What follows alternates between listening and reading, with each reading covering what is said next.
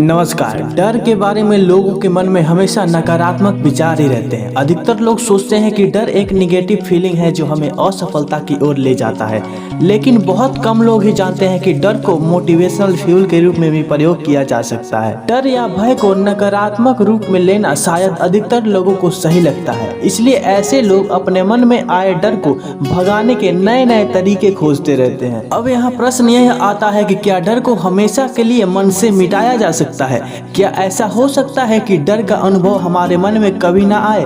मेरे हिसाब से इस प्रश्न का उत्तर है ऐसा संभव नहीं है कि डर हमारे मन में कभी आए ही नहीं। डर को हमेशा के लिए नहीं मिटाया जा सकता, क्योंकि दुख, सुख, खुशी, निराशा, इच्छा आदि की तरह फियर भी हमारे मन में आने वाली एक फीलिंग है। अब प्रश्न यह है कि क्या डर की निगेटिव इमेज को पॉजिटिव इमेज में बदलकर हम उससे फायदा ले सकते हैं या नहीं?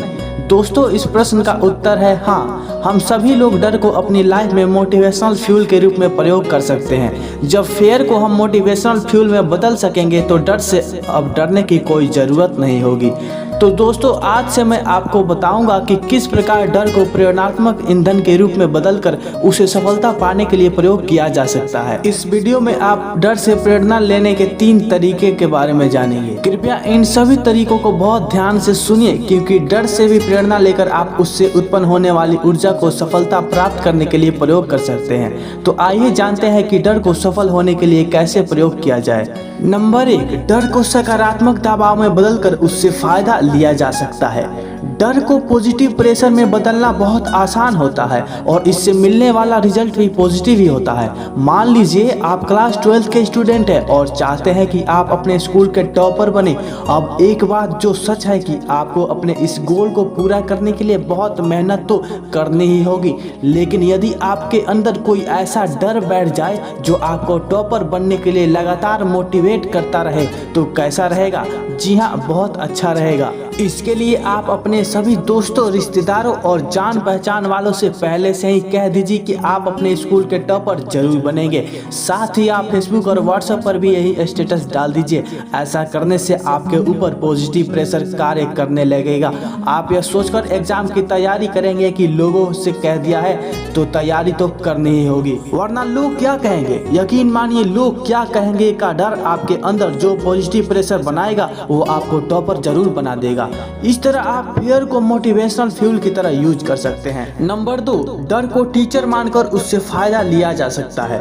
डर को टीचर के रूप में यदि मान लिया जाए तो इससे बहुत सारा मोटिवेशनल फ्यूल लिया जा सकता है। इस प्रकार के मोटिवेशन से आप अपने लक्ष्य को आसानी से प्राप्त कर सकते हैं। यदि आप किसी गोल को पाना चाहते हैं और सफलता के मार्ग में यदि आपका सामना डर से हो जाता है तो उसे टीचर मानकर यह जानने की कोशिश कीजिए कि वो आपको क्या सिखाने आया है। उसकी नकारात्मक बातों को सुनिए और यह जानने की कोशिश कीजिए कि वह किन बातों को लेकर आपको डराने आया है।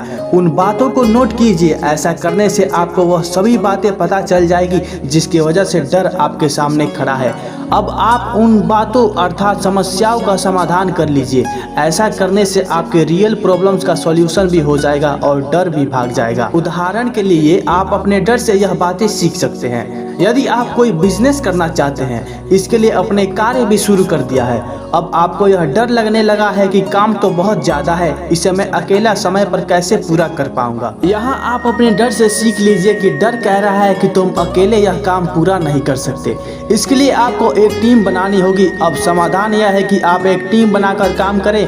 इस प्रकार काम भी हो जाएगा और डर भी भाग जाएगा। नंबर 3, डर को अपना दुश्मन मानकर उससे फायदा लिया जा सकता है। यदि डर को अपना सबसे बड़ा दुश्मन मान लिया जाए तो इससे बहुत से अच्छे फायदे लिए जा सकते हैं। अर्थात डर को यदि आप अपना सबसे बड़ा दुश्मन मान ले तो इसे मोटिवेशनल फ्यूल के रूप में बदला जा सकता है। रियल लाइफ में यदि कोई दुश्मन हमारे सामने आ जाए तो हमारा दिमाग और शरीर दोनों सक्रिय हो जाते हैं। हमें लगता है कि कैसे भी हो, कोई भी तरीका हो, मुझे अपने सामने खड़े दुश्मन को हराना ही है। इसी प्रकार हम यदि फियर को अपना सबसे बड़ा दुश्मन मान ले तो जैसे ही वो आपके सामने आएगा आप अपने माइंड और बॉडी दोनों से एक्टिव हो जाओगे और ऐसा तरीका जरूर खोज निकालोगे जिससे आप सामने खड़े डर को हरा सके। ध्यान रखिए, डर को हराना तभी पॉसिबल होगा जब आपका दिमाग और शरीर दोनों उसे हराने के लिए पूर्ण रूप से तैयार हो, और तभी आप डर को हराने का तरीका सोच पाएंगे।